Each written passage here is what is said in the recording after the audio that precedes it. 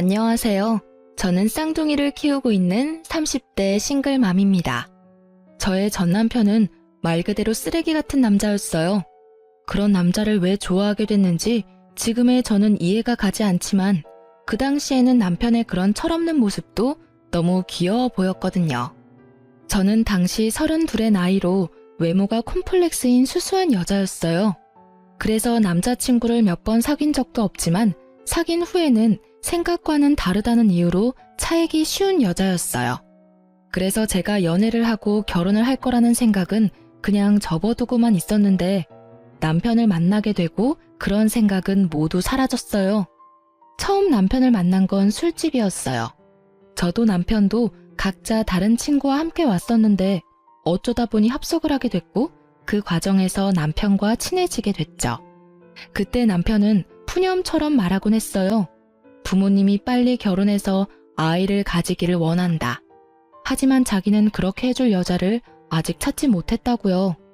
솔직히 이 남자가 부모님에게 한없이 약한 인성 좋은 사람인 줄 알았어요.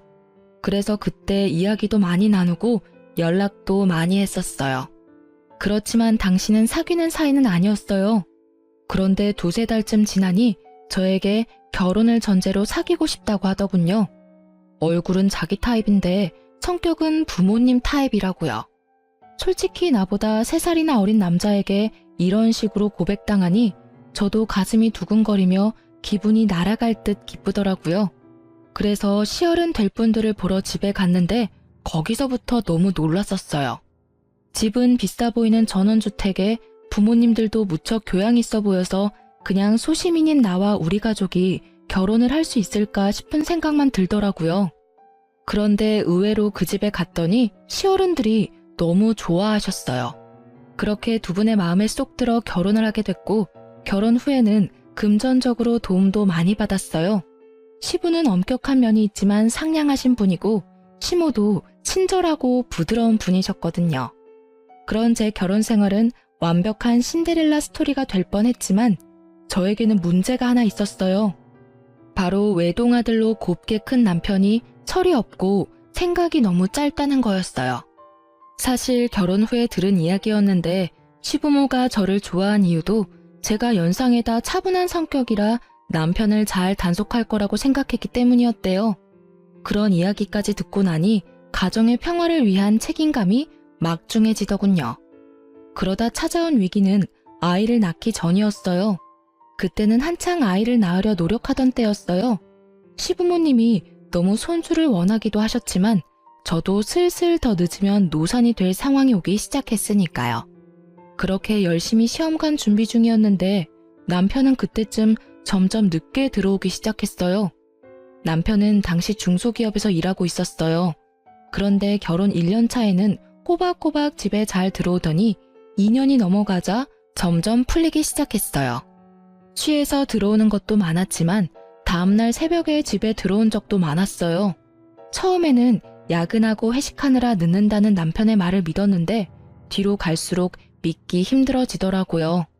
왜냐면 퇴근 시간인 저녁 6시 이후로는 절대 제 연락을 받지 않는 거예요. 그리고는 집에 들어오기 직전에 연락을 한다거나 아예 답이 없이 늦은 적도 많았어요.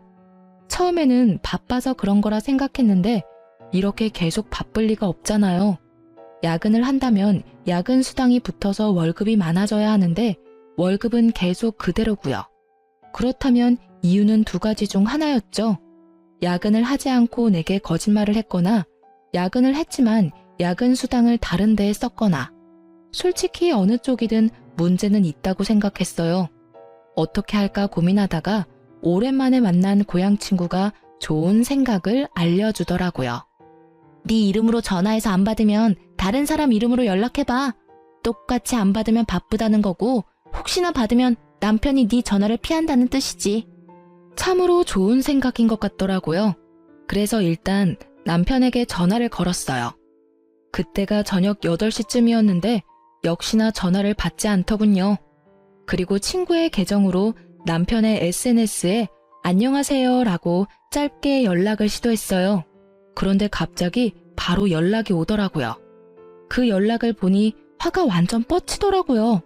게다가 연락 온 메시지가 더 열받게 했어요. 남편 놈은 안녕하세요라는 물음에 누구였지? 혹시 그때 그 클럽에서 만난 사람인가? 하고 보냈던 거예요. 열받은 저는 바로 제 폰으로 남편에게 연락을 했어요. 역시나 받지 않길래 남편에게 톡을 보냈죠. SNS 계정으로 인사 보낸 건 아니까 지금 당장 집에 들어와? 라고 말이죠. 저는 친구에게 미안하다고 하고 집으로 돌아가 남편을 기다렸어요. 그런데 간 크게도 남편은 4시간이나 지나 자정을 훌쩍 넘긴 시간에 어슬렁어슬렁 들어오더라고요. 자기가 뭘 잘못했는지도 모르는 그런 태연한 얼굴. 저는 열이 받았어요. 내가 들어오라고 했는데 여태껏 뭐 했어? 야근한다는 것도 다 거짓말이지? 좀 그만해. 짜증나게 왜 이렇게 집착하는 건데? 결혼했으면 이제 슬슬 놔줘야 할 때 되지 않았어? 짜증나게 맨날 저녁에 전화하고. 바쁜데 너 때문에 일도 제대로 못한다고. 얼굴 가득 짜증을 채운 남편 놈을 보니 기가 차서 말도 안 나오더라고요. 왜 방귀 낀 놈이 화를 낼까요? 지금 이 상황에서는 제가 화를 내야 하는 거잖아요. 지가 뭘 잘못했다고 짜증을 내는지. 뻔뻔한 남편 놈의 태도에 저는 더 열이 받아버렸죠. 도대체 뭘 하고 싸돌아다니느라 와이프 전화 연락 다 씹는 건데 모르는 여자 연락받을 시간은 있고 내 연락받을 시간은 없어?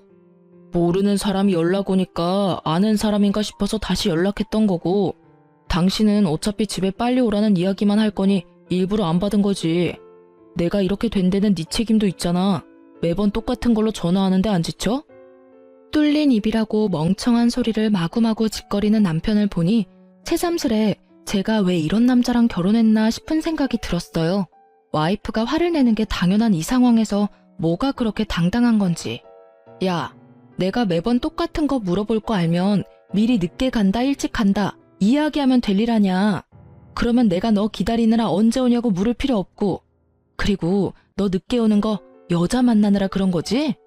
그런 거 아니라고. 너 완전 상상력이 대단하네. 내가 여자 만난 증거라도 있어? 증거가 있으면 가져와. 나는 너무 결백하거든. 솔직히 나처럼 사람 좋아하고 노는 거 좋아하는 사람이 여태껏 결혼하고 한 번도 그렇게 즐기지를 못했는데 무슨 여자야? 너 여기서 한 발짝만 더 가면 의부증이야. 알아? 그러니까 내 일에 신경 쓰지 마. 저는 뱃속에서 솟아오르는 분노를 꾸역꾸역 삼켰어요. 큰 소리를 내지 않으려 얼마나 고생했는지 계속 침을 삼켜야 했어요. 의부증? 네가 그렇게 행동을 하니까 내가 의심하는 거잖아. 그리고 진짜로 의부증이 어떤 건지 보여줄까? 네가 제일 싫어하는 집착질 보여줘봐. 그래, 너 마음대로 살아봐. 그럼 나도 내 마음대로 시댁에 다 일러 바칠 거니까. 저는 결국 최종 병기를 꺼냈죠. 시댁. 예전에 남편이 제게 이렇게 말했었어요. 부모님은 끊을 수 없는 돈줄이자 족쇄라고 말이죠. 그러니 시댁 이야기만 나오면 약해질 수밖에 없는 거죠. 남편이 중소기업에서 박봉으로 일하면서도 넉넉하게 살 수 있는 건 시댁에서 주는 용돈 때문이었어요. 시부는 매달 우리 집에 80만 원 정도를 주고 계셨어요. 저랑 남편이랑 딱 40씩 나눠 썼는데 그게 크거든요. 꽁돈이라는 생각도 들고, 근데 시댁에서는 한 가지 원칙은 지키셨어요. 남편이 사고를 치면 용돈을 끊어버려요.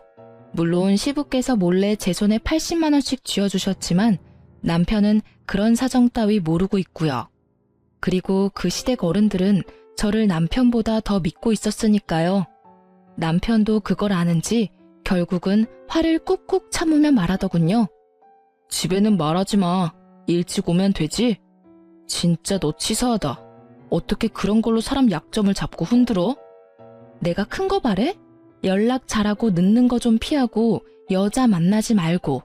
그 3가지는 결혼한 유부남의 필수 조건 아니야? 막말로 내가 연락도 안 하고 매일 늦고 술이나 처마시고 깔라대서 집에 남자 향수 풀풀 풍기면서 들어와서 남자하고 연락 주고받는다고 생각해봐.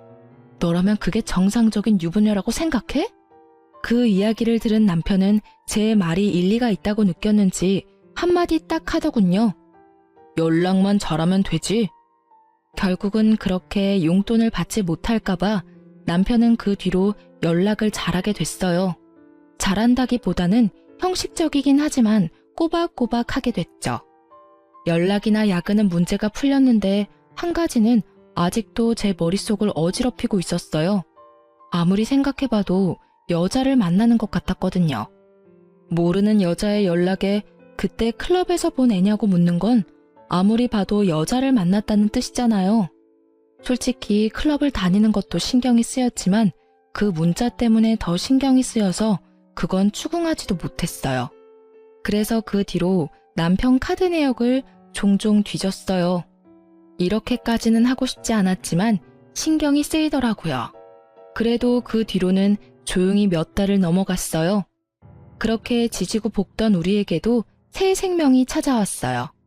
저희는 자연임신이 안 돼서 시험관을 했었고 그렇게 이란성 쌍둥이를 낳았어요. 이때도 남편은 얼마나 비협조적으로 굴었는지 시모가 강력하게 아이를 원하지 않았다면 아이가 생기지 않았을지도 모를 정도였어요. 저는 천사 같은 두 아이들을 위해 간호사 일을 그만두고 집에서 육아에 전념하기로 했어요. 육아휴직이 없었지만 시모가 매달 150만 원 정도 주고 있었어요. 솔직히 우리가 살고 있는 집도 차도 모두 시부모 명의라 저희 앞으로는 돈 나가는 게 별로 없었어요. 게다가 시모는 자주 저희 집으로 배달을 시켜주셨어요. 시댁에서 드실 고기나 야채, 과일을 저희 집으로도 똑같이 배달시켜주곤 하셔서 따로 저희가 돈이 들어갈 곳도 많이 없었어요. 대신 쌍둥이 육아는 거의 혼자서 해야 해서 힘들긴 했어요. 그렇게 육아에 제가 신경을 온통 뺏기고 있을 때 망할 놈은 주말마다 놀러 나가기 바빴어요. 그래도 평일에는 일찍 집에 들어오려고 했으니 저도 평범하게 생각했었고요. 게다가 친구와 주말에 여행을 가거나 일로 출장을 가는 일이 잦아져서 남편의 폰에 위치 추적 어플도 설치했었거든요. 혹시나 또 다른 여자 만나러 갈까 봐서요.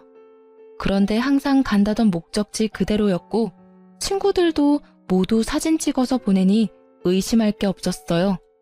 그렇게 지내다가 하루는 시모와 병원에 다녀오는 길에 아무 생각 없이 위치 추적 어플을 켰어요.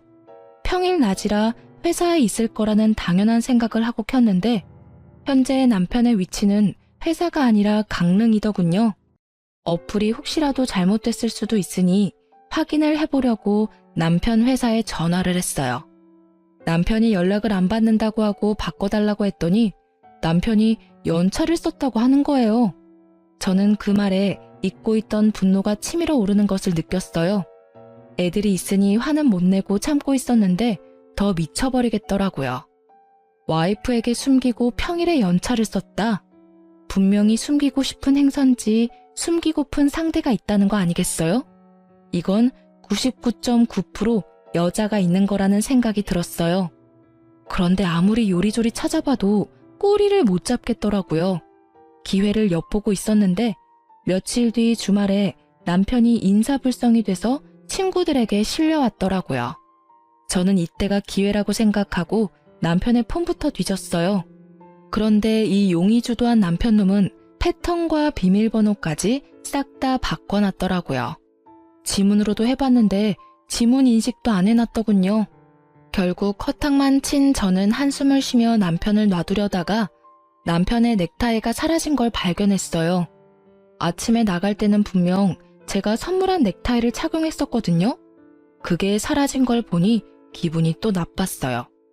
이제는 제가 사준 선물까지 막 버리고 다니나 싶은 생각이 들었거든요. 주말이라 애들을 시댁에 맡겨놓았던 저는 남편과 같은 집에 있기 싫어서 낮쯤에 밖으로 나와 길거리를 걸었어요. 저녁까지 들어가지 않고 혼자 시간을 보내다가 중고거래 어플에서 보내온 알림을 받고 집으로 향했어요. 공기청정기를 시모가 새로 사줘서 기존에 쓰던 걸 중고거래하려고 했거든요. 그 글을 올려놨었는데 누군가 연락이 온 거죠. 그 연락을 확인하러 중고거래 어플에 들어간 저는 그곳에서 잃어버린 물건 주인을 찾는다는 최신 글을 보고 깜짝 놀랄 수밖에 없었어요. 바로 뒷면에 남편 이름이 적힌 남편의 넥타이였거든요. 집 근처에 술집 사장이 올린 글이었는데 어제 처음 온 손님 넥타이라며 가져가라고 글을 올려놨더라고요. 저는 이거다 하고 생각하고는 후다닥 술집으로 향했어요. 안녕하세요. 넥타이 보고 왔는데요. 저희 남편 거라 찾으러 왔어요. 제가 말을 꺼내자 술집 사장님이 고개를 갸웃거리더라고요. 왜 그러세요? 아니, 어제 본 얼굴이랑 다른 것 같아서요. 어제 같이 오신 분 맞죠? 그 이야기에 드디어 꼬리를 잡았다는 생각이 들었어요. 어제 분명히 다른 여자랑 여기 온 게 틀림없었어요.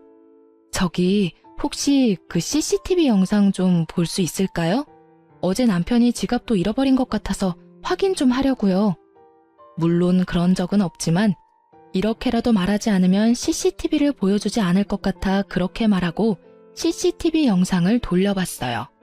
그리고 남편의 옆에 있던 여자의 얼굴을 확인하던 순간 저는 머리를 강하게 한 대 맞은 기분이 들었어요. 저번에 친구 계정으로 남편에게 연락을 보냈었잖아요. 그때 그 친구였던 거예요. 이 두 사람이 나 몰래 만나고 있었던 거죠. 게다가 어찌나 가까운 사이인지 아주 찰싹 붙어가지고는 누가 봐도 우리 연인 사이예요 하는 모습을 하고 있더라고요. 저는 동영상을 사진과 영상으로 저장해서 남편에게 바로 보냈어요. 집으로 돌아가는 길에 남편의 전화가 계속 오는데 싹 다 무시했어요. 어차피 집에 가서 볼 걸 여기서 체력, 마음 낭비 하고 싶지 않았거든요. 집에 도착하자마자 남편이 꺼낸 첫 마디가 뭐였는지 아세요? 왜 전화를 안 받아? 몇 번을 전화했는지 알기나 해? 왜 내 전화 무시하는데? 전화를 무시한 게 그렇게 큰일일까요? 매번 무시하는 너는 뭐냐고 쏘아주려다가 겨우겨우 참은 제가 말했어요. 내가 보낸 사진을 보고도 왜 전화 무시하냐는 말을 먼저 하는 너라는 놈에게 이제 질리려고 해. 그래 말해봐. 언제부터 내 친구랑 바람 폈어? 언제부터겠어? 네가 그 여자 계정으로 나한테 연락했을 때부터지. 그렇게 예쁜 여자가 있었는데 잘도 숨겼네? 제가 제 손으로 무덤을 판 게 됐어요. 불륜도 쿵짝이 맞아야 하는 거잖아요. 남편만 단속한다고 될 일이 아니었어요. 저는 제 친구가 제 남편에게 들이댔다는 것도 정말 충격이었어요. 그런 친구라고 생각한 적 전혀 없었으니까요. 야, 쓰레기 같은 놈아. 네가 와이프 친구한테 손을 대? 게다가 그렇게 당당하게 바람피는 것까지 이야기할 상황이야? 이럴 거면 나랑 왜 결혼했어? 왜 날 이렇게 비참하게 만드는 건데? 제가 꺼낸 말은 거의 한풀이었어요. 대답 같은 건 듣지 않아도 되는 한풀이. 그런데 남편 놈은 기가 막힌 대답을 내놓더군요. 네가 성격은 수수하고 조용해서 내가 밖으로 나돌아다녀도 별말 안 할 줄 알았지. 이렇게 괄괄하고 집착하는 성격인 줄은 꿈에도 몰랐어.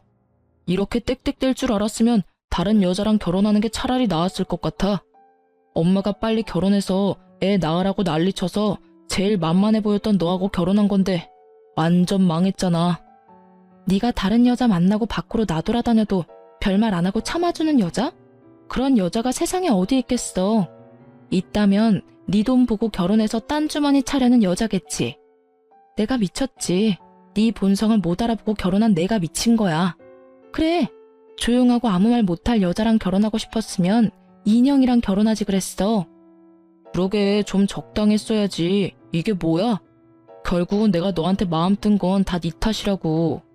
내가 잘못했다고 생각하는 것 자체가 난센스야. 원인은 모두 너한테 있다는 말이지. 밖으로 내뱉는다고 다 말이 아니야. 뭐 됐어. 너랑은 이야기 끝났어. 그럼 같이 가서 시부모님한테 이혼하겠다고 말씀드려. 나 당신이랑 못 살겠으니까. 정말? 진짜 이혼해주는 거야? 우와, 요 근래 들어 너무 좋은 일이잖아. 그래, 내가 가서 직접 말할게. 지금 갈까? 룰루랄라 얼씨구나 좋아하는 남편놈을 보니 생각하는 게 눈에 환하더라고요. 돌싱되면 신나게 놀 수 있을 거라고 생각하는 듯 했어요. 그렇지만 누가 그렇게 놔둔대요? 절대 그렇게 놔둘 수 없죠. 남의 눈에 눈물 나게 해놓고 즐겁게 보내도록 만들면 안 되죠. 내가 불행한 만큼 너도 불행해져야 똑같을 거잖아요. 제가 굳이 남편놈에게 이혼 이야기를 직접 시부모님에게 밝히라고 한 데는 다 이유가 있었어요. 그런데 그것도 모르고 좋아하며 앞장서는 남편을 보니 속으로는 회심의 미소를 날리고 있었어요. 저와 남편이 시댁에 도착했을 때는 이미 저녁 시간이 훌쩍 지났을 때였어요. 아이들은 모두 작은 방에서 자고 있었고 시부모님은 두 분이서 조용히 TV를 보고 계셨어요. 어머, 너희들 웬일이니? 갑자기 무슨 일이야? 애들 벌써 데리러 왔어? 아님 어디 아파? 시모는 걱정이 가득한 얼굴로 저희에게 왜 왔냐고 물어봤어요. 아니, 콕 집어 저에게 말한 거죠. 시모와 함께 병원을 다녀온 게 며칠 전 일이라 시모가 저에게 신경을 많이 쓰고 계셨거든요. 저는 남편을 앞으로 떠밀었어요. 남편은 당당한 걸음으로 앞으로 나서더니 자기가 결심한 걸 이야기하더라고요. 엄마, 우리 이혼하기로 했어. 그러니까 그렇게 알고 있으라고. 남편 놈의 폭탄 발언에 시부모는 완전 난리가 났어요. 갑자기 그게 무슨 말이야? 이제 막 쌍둥이 낳은 애들이 이혼은 무슨 이혼이야? 너희 싸웠니? 싸웠다고 해서 그런 말 막 하면 안 돼. 그래, 무슨 일인지는 모르겠지만 대화로 잘 풀어봐, 응? 부부싸움은 칼로 물베기 같은 거야. 둘이서 잘 이야기해보면 분명히 조율이 될 테니까. 시부모는 저희를 달래려 애쓰는 중이었고 남편은 그 상황에서도 아주 당당하게 말하더라고요. 아니, 남편이 밖에서 하는 일에 사사건건 참견하고 떽떽거리며 잔소리하는 거 싫어서 이혼하고 싶은 거예요. 게다가 의부증까지 있는지 저한테 위치 추적 앱 같은 거 설치해놔서 솔직히 숨 막혀서 같이 못 살겠어요. 다른 사람들이 들으면 오해하겠어. 당신은 아무 잘못 없고 나만 잘못한 것처럼 말하네?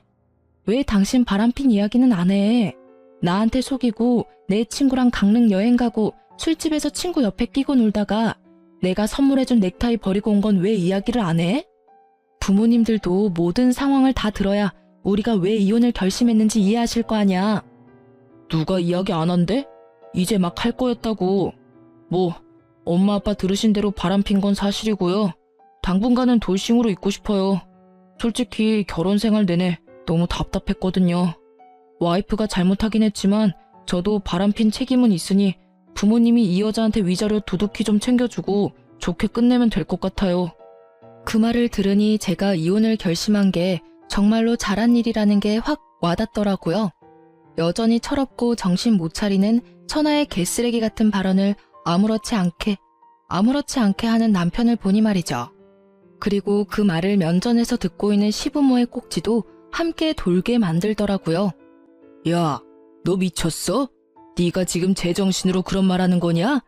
당분간은 돌싱으로 있고 싶어? 이 미친놈이. 지금껏 네가 어떤 미친 짓을 해도 귀한 외동아들의 마음이 약해서 이해해주고 넘어가주고 뒤처리 다 해서 정리해줬는데 지금 네 이혼까지 우리더러 책임지라고? 네가 사람 새끼냐? 네가 잘못을 했으면 네가 책임지고 상황을 정리해야 하는 거 아니야? 그렇게 바람을 폈다고 당당하게 말할 수 있는 뻔뻔함은 도대체 어디서 생기는 거냐고?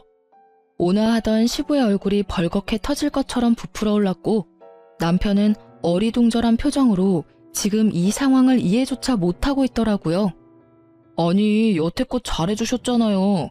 결혼한 거 그냥 이혼하겠다는데 왜 그렇게 심각하게 굴어요? 솔직히 애가 뭐가 그렇게 중요한데요? 저는 제 인생이 더 중요해요. 애한테 인생 붙들리는 거 딱 사양이라고요. 남편의 말에는 더 이상 생각해줄 가치조차 없었어요. 어머님, 아버님, 일이 이렇게 됐으니 며칠 전에 저와 나눈 이야기는 없던 걸로 해야 할 것 같아요. 어차피 가족이 아니면 그게 좀 힘들다고 하니까요.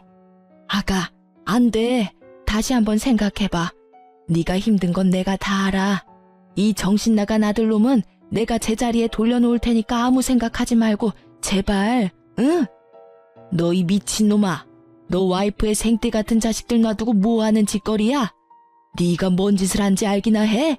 이 천하의 모조리 같은 놈, 네가 결국은 이렇게 불효를 해? 아니, 왜 나한테 소리 지르냐고요? 내가 엄마 아들인데 왜 저 여자 편만 들고 있는데요? 솔직히 이것도 엄청 짜증나거든요? 내가 무슨 말만 하면 며느리한테 물어봐야 한다. 며느리랑 상의했냐? 안 되겠다 며느리한테. 이게 정상이에요? 볼멘 소리로 불평을 쏟아내는 남편을 보더니 시부가 맞받아쳤어요. 네가 이러니까 우리가 며느리를 찾는 거 아니냐?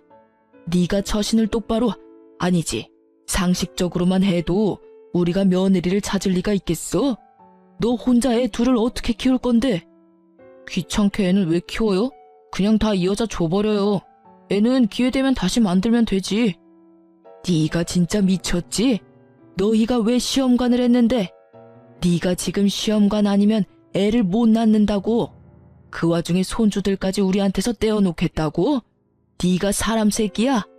넌 도대체 뭐가 모자라서 이렇게 참한 며느리랑 이혼을 하려는 거야? 네가 여태껏 데려왔던 애들 중에 이만큼 착하고 성실한 애가 있기는 했어? 설마 또 어디서 너처럼 노는 거 좋아하는 여자 데리고 오면 우리는 허락할 생각 추호도 없어. 아버지, 그건 걱정하지 마시라고요. 저 당분간 여자 데리고 올 생각 없다니까요. 솔직히 돌싱을 좀 더 즐기고. 그 이야기에 시모가 남편 등짝을 찰싹 때리더라고요. 결국 참지 못한 거겠죠. 저는 이 쓰레기 같은 남편놈이 이제 무슨 말을 해도 더 이상 화가 안 났어요. 그냥 빠른 손절이 답이라는 것만 더 강하게 느낄 뿐이었죠. 뭘 더 즐겨 뭘? 네가 지금 엄마 목숨줄 가지고 있는 거 모르지? 이런 말까지 안 하려고 했는데 너, 네 와이프가 나한테 뭘 해주기로 했는지 모르지? 그게 뭔데요? 뭔데 이렇게 호들갑인데요? 뭐 얼마나 대단한 거길래 거창하게 목숨줄 운운하는 건데? 네 와이프가 얼마 전에 너희 엄마랑 병원 갔다 왔어. 신장이식 적합한지 조직검사 받으러.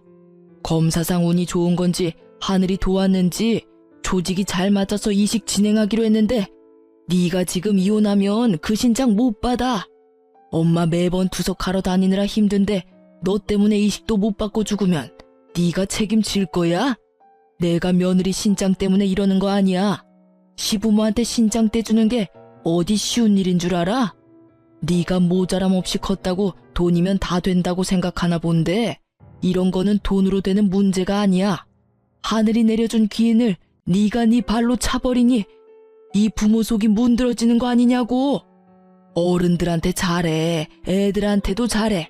성격도 좋고 너 단속도 잘하는 이런 며느리 대체 뭐가 문제라고 네 놈은 이혼을 하겠다 지랄이야?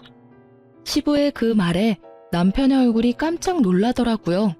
저는 이때 남편이 180도 돌변해서 저한테 사과라도 하면 어쩌나 생각했거든요.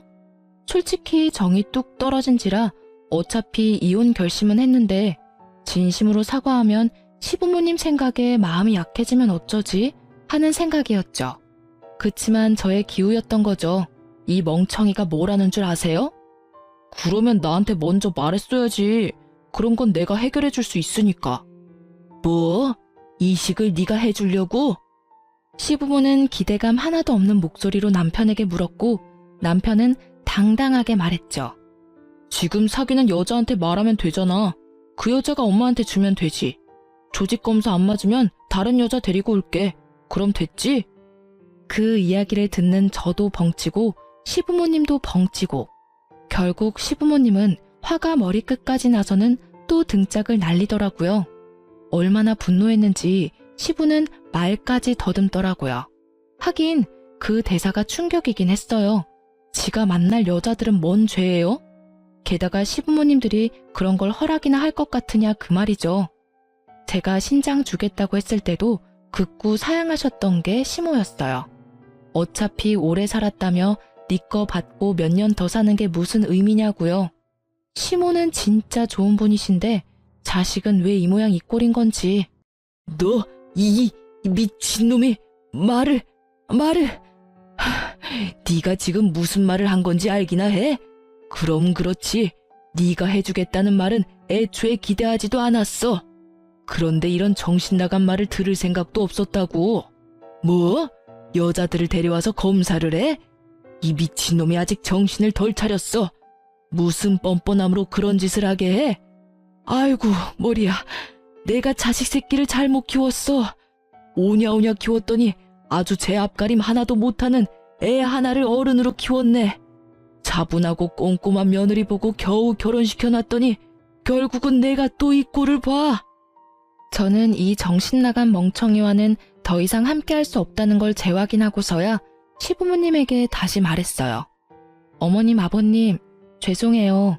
솔직히 이 사람이 저한테 사과했으면 어떻게든 참고 살아보려고 했는데 이렇게까지 말하니 이혼을 하는 게 맞는 것 같아요. 저도 이런 말씀을 드리게 돼서 너무 죄송해요. 아가, 너 없으면 얘 사람 구실하면서 못 살아. 그러니까 제발 신장 같은 건 안 줘도 되니까 옆에 붙어서 사람처럼만 살게 해줘라, 응? 부탁이야. 너 이혼하고 나면 얘가 데려올 여자들 안 봐도 눈에 훤해. 죽었다 깨도 너 같은 여자 못 만나. 그러니까 제발. 엄마, 뭐 하는 거야? 왜 이 여자한테 매달리는데? 그리고 내가 못돼서 그러는 거냐고. 나도 철들었다니까. 엄마 신장도 내가 하나 갖다 주겠다니까. 미친놈아, 말 좀 그만해. 네가 말할 때마다 이 엄마 가슴이 무너진다. 신장 소리 어디 가서 하지도 마. 이혼하면 가족이 아닌 게 돼서 공여자가 힘들 거라고 알고 있거든요. 결국은 이렇게 이혼해서 시댁과 남이 되게 되었으니 시모와 시부가 저에게 너무 잘해주셔서 미안한 마음은 가득했지만 어쩔 수 없는 일이잖아요. 남편이 제 곁에 붙어 있다면 신장 하나 줘도 몸 관리하며 평생을 살아갈 수 있겠지만 남편 없이 애 둘을 혼자 키워야 하는 상황이면 신장 하나 없는 게 어떤 느낌인지 감도 오지 않을 만큼 두렵거든요. 결국 저는 시부모와 남편 놈을 놔두고 나왔어요. 제 이야기는 끝났고 시부모와 남편이 할 이야기가 남았겠죠. 저는 나와서 바로 상간녀인 제 친구를 찾아갔어요. 그 상간녀는 저와 결혼 후에 만난 친구거든요. 그래서 결혼식에도 온 적 없고 남편과 만난 적도 없었어요. 원데이 클래스 하면서 만난 사이라 엄청 친하고 그럴 것도 없었지만 말이 잘 통한다고 생각했는데 뒤로 이렇게 음침한 일을 벌일 줄은 상상도 못했네요. 저는 친구에게 만나자고 연락을 넣고 카페에서 기다렸어요. 앉아. 너 나한테 해야 할 말 없어? 저는 오자마자 친구에게 물었어요. 무슨 말? 나 너한테 할 말 없어. 네가 나한테 보자고 한 거니까 네가 나한테 할 말이 있는 거겠지? 무슨 일인데 불러내서 분위기 잡는데? 꼭 내 입으로 들어야겠어? 너 내 남편이랑 바람 피는 거 나한테 들켰어. 이래도 할 말 없어? 아, 그거? 그게 어때서? 사람 만나서 사랑하는 거 흔한 일 아니야? 그 사람이 유부남이었을 뿐이고 나는 그래도 상관없다고 생각한 것뿐이고 내가 직접적으로 너한테 상처 준 건 없잖아. 아주 둘 다 쌍으로 또라이였더라고요. 말하는 걸 들으니 참. 그래, 상처 준 건 없지. 그래도 남의 남편하고 바람난 걸 세상에서는 불륜이라고 불러.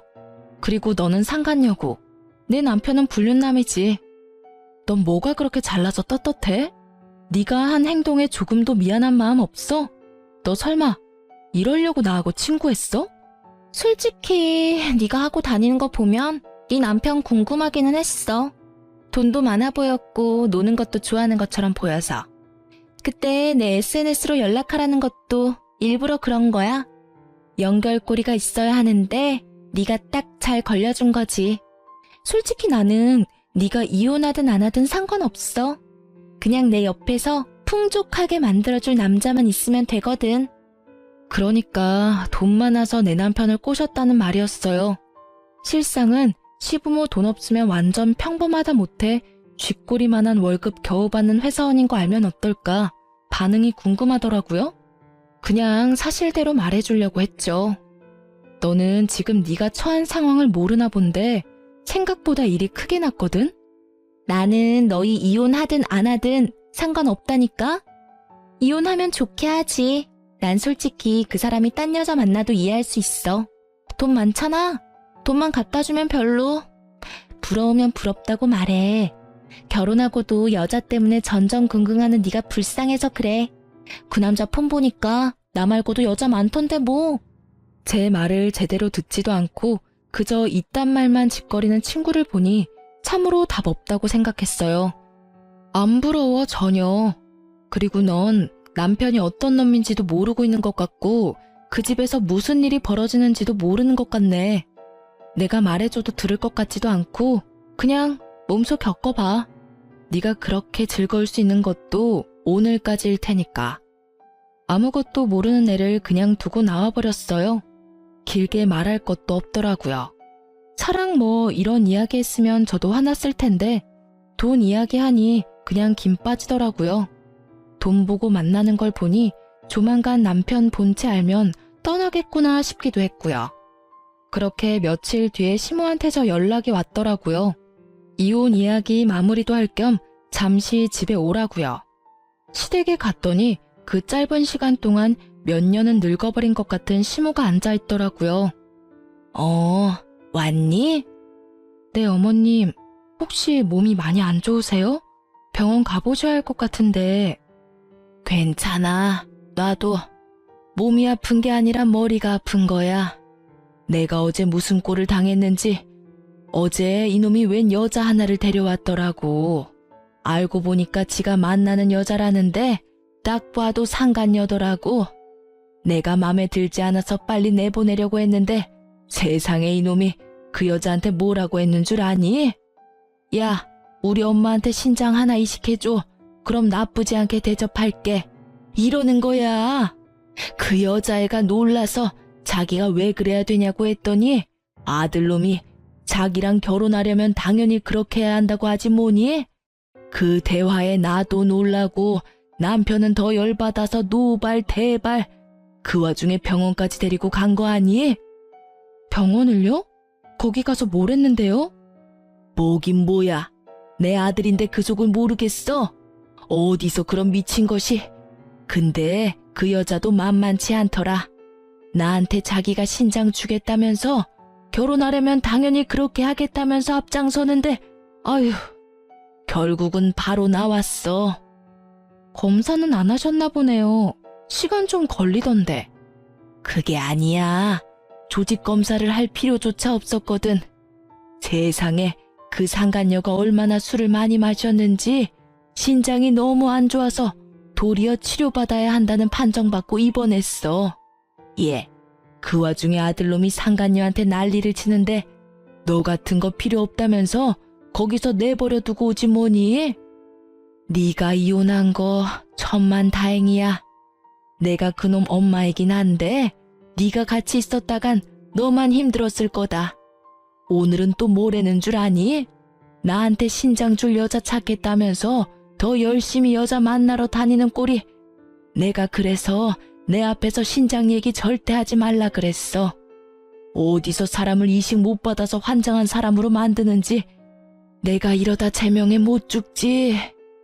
그 이야기를 듣는데 너무 웃겨서 웃음이 나올 뻔한 걸 참느라 고생했어요.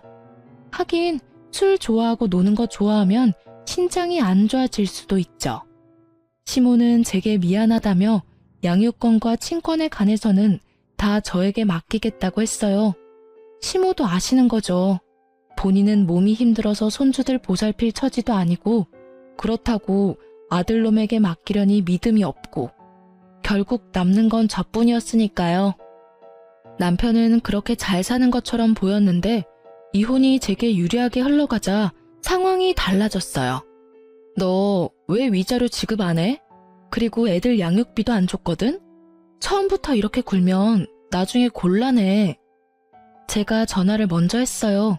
지급받아야 할 돈들이 나오질 않아서요. 그랬더니 약간 당황한 말투로 말하더군요. 엄마가 돈 준 거 아니야? 이상하네. 우리 집 전기랑 난방도 끊겼어. 그리고 잠깐만. 폰 너머로 도어락 비밀번호 누르는 소리가 몇 번이고 들리더니 당황한 듯 남편이 말하더라고요. 집이 잠겼는데? 결국 당황한 남편이 전화를 끊었어요. 분명히 시댁에서 손 쓴 것 같아서 시댁에 전화해서 물었더니 시부 명의의 카드는 모두 정지시키고 집은 아예 팔아버리려 내놨다고 하더군요. 시부 말로는 이대로 놔두면 아예 인간 쓰레기가 되겠다 싶어서 이제라도 모질게 마음먹고 훈육하는 거라고 했어요. 결국 시부모의 단호한 제재에 깜짝 놀란 남편놈은 시부모에 매달리며 돈줄 끊지 말아 달라고 했지만 시부가 너도 성인이고 번듯한 직장 있으니 네 돈으로 벌어서 네 돈으로 살라고 했다네요. 그렇지만 이미 카드빚도 가득한 데다가 여자들과의 유흥에 돈을 다 써버리는 바람에 쓸 돈이 없었으니 결국 여자도 못 만나고 열심히 돈만 갚는 중이라고 해요. 위자료와 분할재산과 양육비 등을 지급받지 못한 나에게 시모가 따로 연락해서는 몰래 주시더라고요. 이러니 저러니 해도 자식에게는 약한 게 부모인가 봐요. 그래도 그냥 주는 거 아니고 전 남편 월급에서 따박따박 돈 떼어가고 계시답니다. 그분들에게 필요한 게 돈은 아닐 거예요. 다만 이 기회에 전 남편이 정신 차리기를 바라시는 거지. 그런데 그런 시모를 또 열받게 한 일이 있었다는데요. 시모가 결국 신장 이식을 친척 조카에게 받기로 하고 그 조카에게 비공식적으로 시부모의 재산을 조금 넘겨주기로 하셨대요. 워낙 고마운 일이니까요. 그런데 그 재산 넘겨준다고 열폭한 남편놈이 시댁과 그 조카 댁에 가서 난리를 치는 바람에 시부모도 완전 열이 받을 대로 받아서 한 번만 더 사고치면 나머지 남은 재산도 다른 사람들한테 다 나눠줄 거라고 으름장을 놓자 결국 쫄아서 조용히 지내고 있다고 합니다. 참 사람 일 몰라요. 철없는 놈이랑 결혼해서 피 본 거 생각하면 화딱질만 나지만 그래도 귀여운 아이를 낳게 해준 것만은 고맙다고 생각해요. 그리고 전 남편을 보면서 아무리 귀여워도 애들은 절대 오냐오냐 키우지 않겠다고 생각했어요. 귀하다고 오냐오냐 키웠더니 완전 인간 쓰레기가 되어버렸고 그 덕에 애먼 저까지 힘들었잖아요. 솔직히 이혼 후에 편했다고 말할 수는 없어요. 돈을 받았어도 독박 육아는 여전했으니까요. 그래도 애들이 조금 크니 어린이집에 보낼 수도 있고 그 사이에 일도 시작할 수 있어서 좋아요. 남편의 빈자리까지 채울 수는 없어서 친정집 가까이 이사도 했어요. 그리고 애들이 시어른들과는 관계가 돈독해서 전 남편 없을 때 몰래 시모가 부르면 애들이랑 같이 갈 때도 많아요. 이혼은 했지만 시어른 손주들이기도 하고 관계도 좋으니 막을 필요는 없다고 생각해요. 다만 제게 재혼할 사람이 생기면 그때는 어떻게 할지 잘 모르겠네요. 하지만 아직까지는 저한테 그런 사람은 없어요. 그리고 저도 만나고 싶은 마음은 없고요. 그냥 이렇게 사는 것도 좋은 것 같거든요. 실은 또 저런 남자 만날까봐 걱정되는 게 제일 크지만요. 어쨌든 글을 쓰면서도 제가 이렇게 힘들었나 싶은 마음이 들 정도로 지금은 즐겁게 살아요. 항상 나쁘고 힘든 일만 있으라는 법은 없으니까요. 함께 글을 읽고 계신 분들도 저처럼 마음이 편안해지셨으면 좋겠네요. 지금까지 제 사연 들어주셔서 무척 감사합니다.